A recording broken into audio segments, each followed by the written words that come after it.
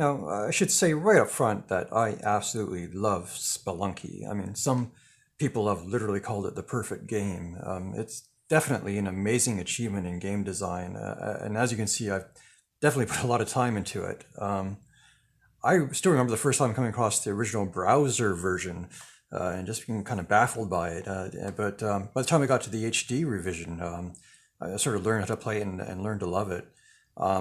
And it's kind of amazing to consider that one of the best games of recent years was so directly inspired by such a terrible one.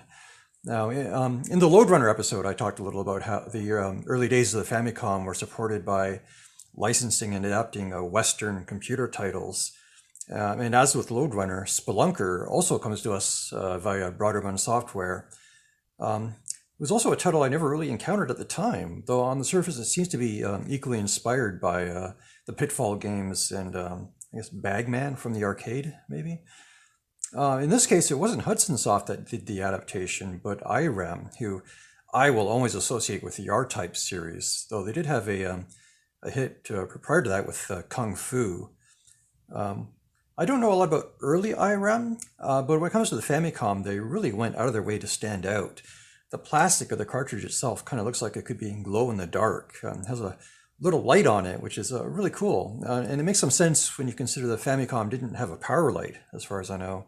And the back label is special too, since they essentially made a little instruction manual on the back. So as a physical cartridge, it's a really neat thing to have. It's just so cool.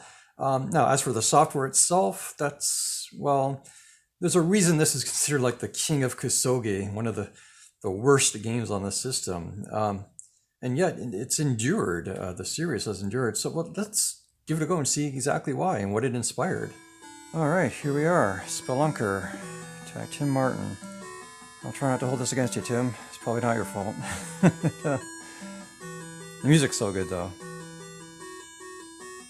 I'm gonna let it run just for a little bit. This music's really good. I like this. Alright, let's actually start for real now.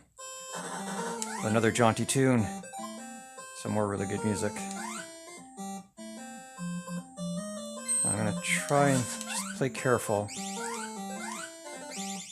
because you can't afford a mistake in this at all. Like, you can't fall more than half your distance, or else you'll die. And this game is so unforgiving in so many ways. Because in addition to the platforming challenge, you also have a time limit represented by the energy gauge. The oxygen gauge. Darn it! Okay, rough start. It's not a problem. A rock. Put down a bomb. It's like good old Spelunky. Get the oxygen. Okay, the ghost is here. At least you can shoot the ghost in this. There we go. Still alive. For now. Good stuff. Get off the vine. See, darn it. Just the most simple things can be so hard. Okay, at least we got one key. So what I'm going to do is I'm going to do a little bit of a, not really a sequence break. Only in terms of my usual run. Because one thing at least I want to show off is what do you do with the key. So I've shown off what you do with the bomb. The bat, that's annoying as hell. So I want to go down here. Set the bomb. And use the key. And so you see now I need a red key and a blue key. Oh, I got rid of that ghost. To get to whatever this thing is. Don't ask me what, because I don't think I'll even... Okay, there's the red keys right there, so let's die again. And that's our last guy. Okay, so I'm going to do a regular run this time. Let's see how far I actually get. And then that'll be it, because you've just about seen all I've seen of this game for the time that I've had it in.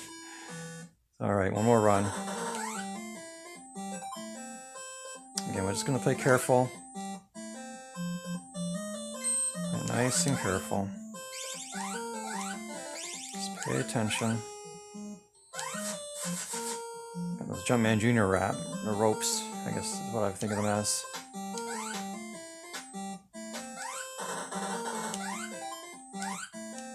And coins are just points, pretty sure. Drop the bomb. Get the air. Wait for the steam.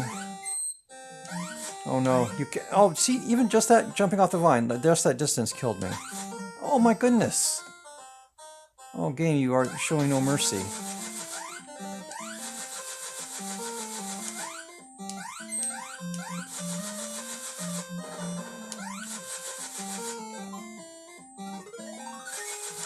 Okay, good. See, play carefully, but also don't overthink it. Oh my goodness.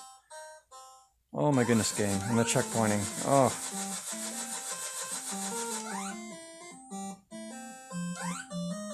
Alright, let's keep it going full steam.